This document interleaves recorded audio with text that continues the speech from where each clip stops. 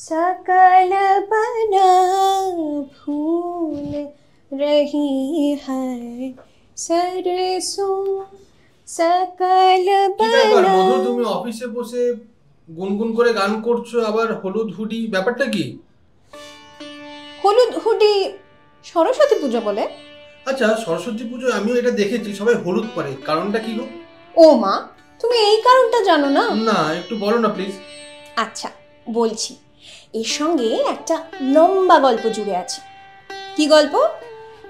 এই ট্রেন্ডটা, এই সরস্বতী পুজোয় হলুদ পরার চলটা, এটা কিন্তু একদিনের নয়, 700 বছর আগেও এই দিনে হলুদ পরা হতো।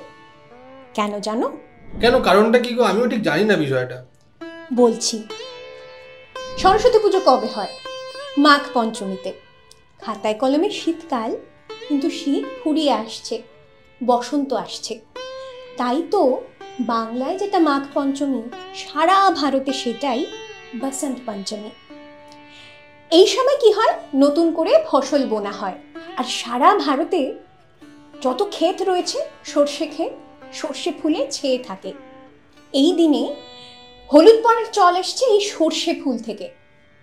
আর শুধু হিন্দুরা নয়, কিন্তু আমরা জানি সরস্বতী হিন্দুদের দেবী, কিন্তু 700 বছর আগে বিখ্যাত কিংবদন্তি কবি আমির খসরু, যিনি ধর্মে মুসলমান, তিনিও কিন্তু এই দিনে হলুদ পরেছিলেন।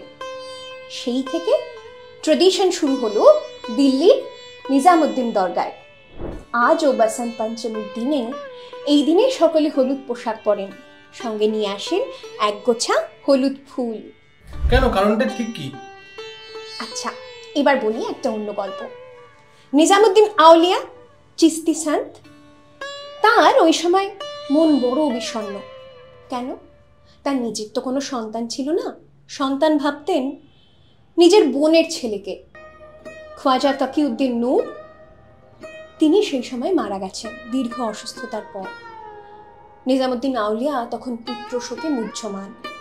সেই সময় তার ভাইয়ের ছেলে আমির খসরু, তিনি ভাবলেন কাকার মন ভালো করা যায় কিভাবে। এমন সময় একদল মহিলার সঙ্গে তার দেখা হলো। সকলের পরনে হলুদ শাড়ি, হলুদ পোশাক, সঙ্গে গোছা গোছা হলুদ ফুল।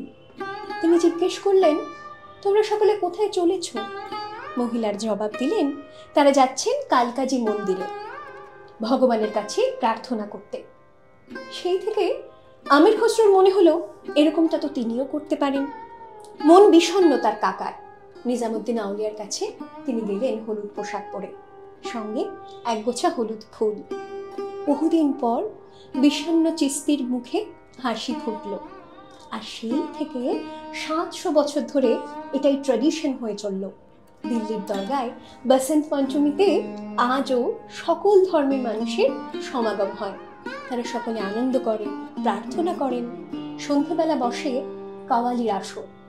আর ওই যে তুমি বলছিলে হীরামান্ডির গান গাইছি, ওটা কিন্তু হীরামান্ডির গান নয়, সকল বনা ফুল রহো সরসো।